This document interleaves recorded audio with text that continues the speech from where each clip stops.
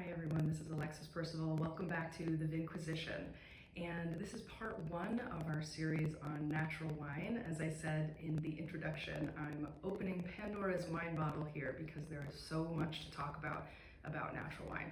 So let's get right into it. And as I was putting this together, I was thinking to myself, it's better way to think about natural wine is what it isn't versus what it is. And the reason I say that is because it has come to be defined by what is different about it in terms of its taste and how it looks in the glass often. And I think that natural wine has become stereotyped in a way that is sort of an inverse definition of what it should be.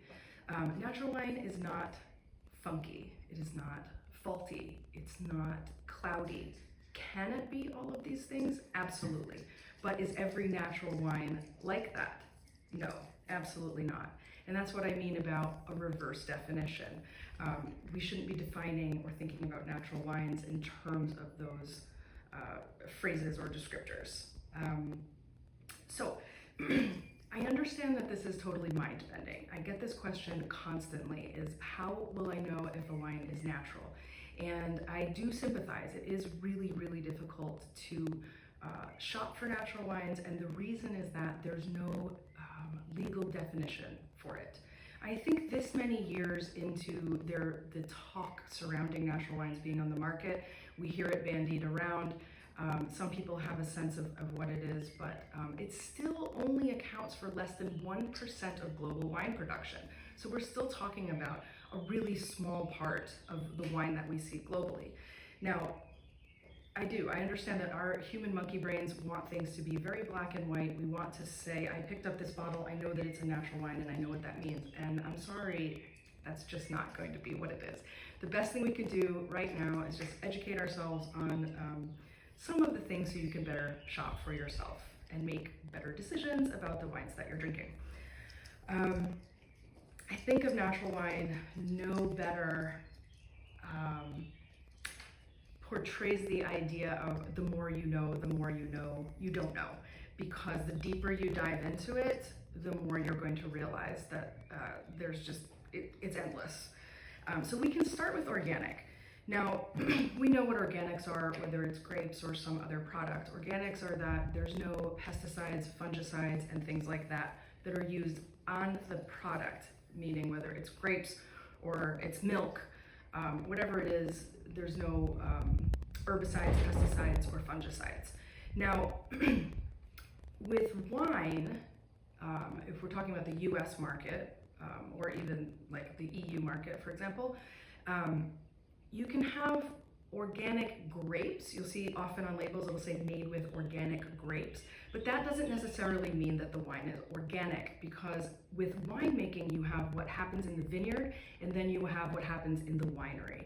And so there are, depending on where the wine is made, you can have in the US hundreds of additives that are allowable. So if you're thinking about it from an environmental standpoint, is just the minimum organic grapes better for the environment? Certainly. Less crap being sprayed into the environment and are leaching off into our water systems? Absolutely. Is that good? Is that a natural wine? No, it is not. It is definitely not. There can be all sorts of other additives in the wine. There can be other things that are happening. And also, the certifying bodies for organic, they can be governmental, they can be privately certifying, and so there's a wide range of what that means. Does it mean that the wine is bad for you? No. I should have stated that when you ever see, this is a great way to think of it, is like at Whole Foods, we see the label conventional. Conventionally made anything or grown anything just means like industrial, okay? Does that necessarily mean bad? No. It just means that it's not certified as biodynamic, organic, or any of these other things. It's just like probably the apples you've been eating in the US for your entire life, for example. So that's organics. Further confusing this is that many producers, and some of the best producers, will never certify as organic. So they're practicing organic, but they're not going to pay the money or go through the 10-year process to get themselves certified. So In that case, as with many others, it's important to know maybe whom you're buying this wine from and know that, like, oh yeah, this guy or this girl absolutely is farming organically, but they're not getting their certification. So that's our minimum when we're talking about natural wine. The next term that you might hear thrown around would be biodynamics. Now, biodynamics have been around since the 1920s, and they were based upon the writings of Rudolf Steiner. And it is not specific to viticulture, meaning winemaking, but it has been widely embraced by a lot of natural winemakers. Now, biodynamics, I consider it like organics on steroids with a spiritual aspect. And so the things that you should really kind of focus on and remember about biodynamics is that, okay, at a minimum, no fungicides, no pesticides, no herbicides that are made industrially. Okay, so there are spray treatments that you can use on your vines, and like tinctures and infusions that you can spray, and there is some controversy about that because often people use copper, you might hear that. So like all of these things, there is inner controversy. However, there's no industrial pesticides and things being sprayed. But you have to think of biodynamics as being holistic. And what I mean by that is, think of a biodynamic farm as a terrarium, and at its best operation, it is self-sustaining and self-sufficient. It's like an ecosystem where you have livestock animals that are providing manure. They're tilling and helping to aerate the soil. They can provide some pest control. That manure goes into the compost pile. That compost is then used to make these tinctures. Then you have herb gardens, and those herbs are also used and mixed with the manure that is diluted with water to be sprayed on the vines. And then, of course, you might have permaculture where you have some, you're using, you're growing things in between the vines that help with pest control and keeping moisture in the soil. So the whole idea is that your biodynamic farm is not a monoculture. Each thing depends on the next thing. The next step, and that we're going to go up in terms of like where people think it gets a little kooky or a little metaphysical, is that it also relies on the lunar cycles. So the moon cycles, that can be day, weeks, months, and years, and that will determine when everything happens. So days are labeled by flower, fruit, root, and leaf, and you do certain things on those days. And everything that you do, whether it's pruning or when you're going to do grafting or if you're going to harvest your fruit, this is determined by those cycles. Now, when you think about it, it's not that crazy. If you think about the fact that the moon does have such a tremendous impact on our lives and on the world, the moon causes our tides. So we are 75% water as humans, so it's not shocking that that gravitational pull of the moon affects plant life as well, and so I think there's something to that. I'm certainly not an expert. All of these concepts have bases in things that are real, things that are provable. Now, the other thing you might have heard if people are poo-pooing biodynamics is that they're burying manure in horns out in the field. And again, not as crazy as it sounds. You take cow horns, you're putting perhaps some of this herbal compost with the manure, you bury it over a winter, and as that breaks down, you're getting these compounds that are good for your vines. You then dilute it and you spray it onto the vines, again, according to the lunar cycle. As you can probably imagine, this is an incredibly labor-intensive type of farming. It requires you to be there, deal with your animals, do all of these things. So it's really challenging, and also, as you can imagine, certain climates lend themselves more easily to it. If you don't have a lot of pest pressure or a lot of fungal pressure, you live in a place that's not very expensive to live. All of these factors sort of make it more or less feasible. And so you have people who do get certified. The best known one would be Demeter, and you'll see it's a little green label that will be on the wines. so you can know that they're biodynamic and they're certified biodynamic. But a lot of winemakers, just like with organics, they'll practice biodynamic, but they won't go through the certification process. It's expensive and it's time consuming. So if you're a small winemaker, you have a niche carved out in markets, you're selling 100% of your wine, and you're with a good importer, you may never bother to spend the money to get a certification because your wine's already selling, right? You know what you do, you don't need to get that certification to prove it. So that's a reason why somebody might not. Another thing to look for or think about is something that's come up, I want to say it's been at least 10 years, is called Raw Fair, which originated in France.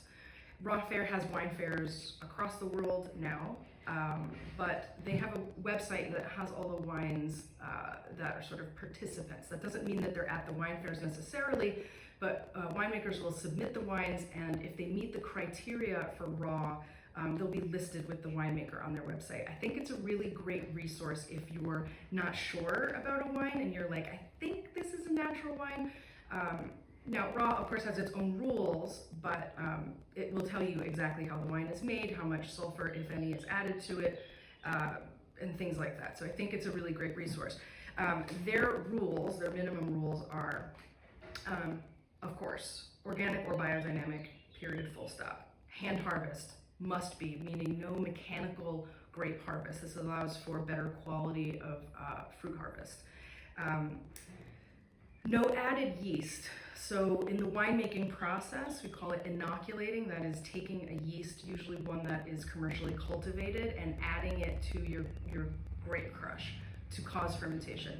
In the case when we say indigenous yeast or native yeast fermentation, it means that the yeasts that are naturally on the grapes, the stems, the pips, that is what the fermentation is going to come from.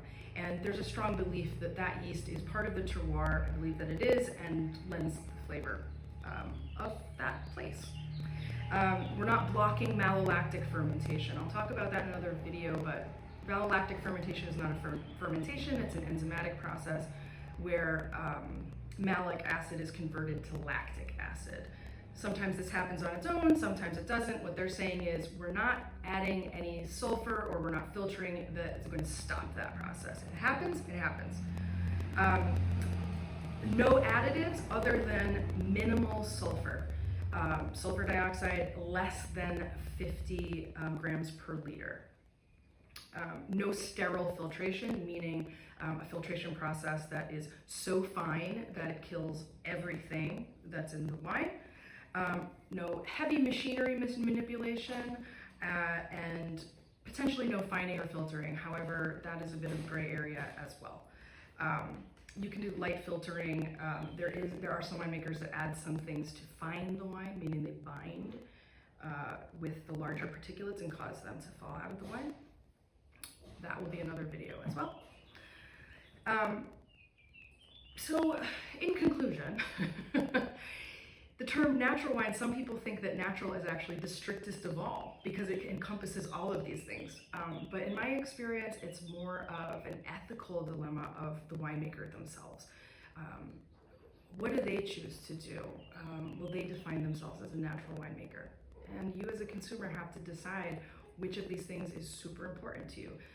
Does it bother you that maybe a winemaker does everything else according to these things, but they do filter because they're really afraid of going totally zero sulfur and losing an entire vintage to mouse taint or something like that? So, you know, it's a case by case thing, and you just have to decide for yourself. Now, in terms of deciding for yourself, is it because you are being environmentally conscious? Is it because you're concerned about your body and the things that you're putting into it? Is it because you want the wine to taste natural? And that is something I use a lot when I'm asking people, and they say, oh, I like natural wine. I'm like, is it because they, in your mind, taste natural, meaning potentially a little salty or a little bit like kombucha from the active, lively yeast? Perhaps there's a little Brettanomyces in there. Is it that you want it to be cloudy and you like that texture? So I think it's important to understand what it is that they're asking for in that case. Because, for example, this is a great example. People think, well, orange wine is natural. Doesn't have to be. You can absolutely make a conventional, totally non-organic orange wine that's fully filtered, made like, yeah, I will not be surprised when Yellowtail comes out with an orange wine. We put it that way. You can absolutely make a natural wine just like you make a conventional white wine or red wine. So, natural wine, it's a living thing. The reason people, maybe even like myself, get hyped about them when they're very well made is that you do have a purity of quality, usually, that you're getting the best fruit from a vineyard that's been hand selected. You have someone that's probably doing very small production and really cares about what they do, and they're putting their heart and soul into this winemaking. And like I said, it's a living thing, which means that the less intervention that you do, the more these natural yeasts and these microbes can take a left-hand turn and make a weird wine. And like I said, that can be super risky. So the hygiene in the vineyard, in the winery, is super, super important. Like, all the equipment needs to be clean. The best winemakers, in my mind, who make natural wines do have like pristine practices. Or they're in a place where they don't have a lot of those pressures and they're very lucky. So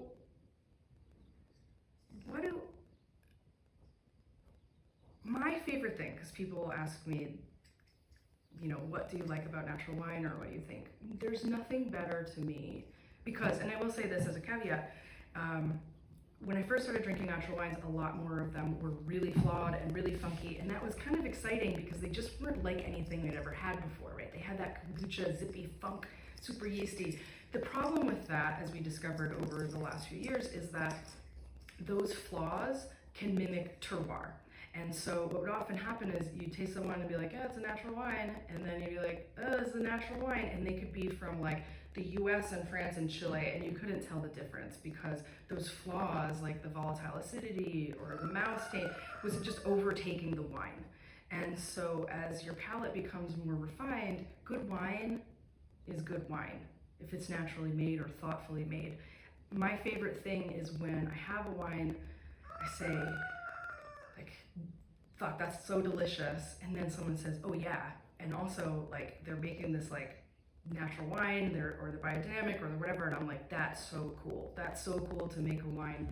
Like, listen, natural wines, the best made ones, have been on Michelin-starred restaurant lists for a very, very, very long time. It's just that this term and this fad is newer, but the wines and that winemaking is not. So again, I'd like to divorce the idea of natural wines being funky wines, because that is just not true. Well-made wine is well-made wine, and I have found that some of the best ones are made in that way.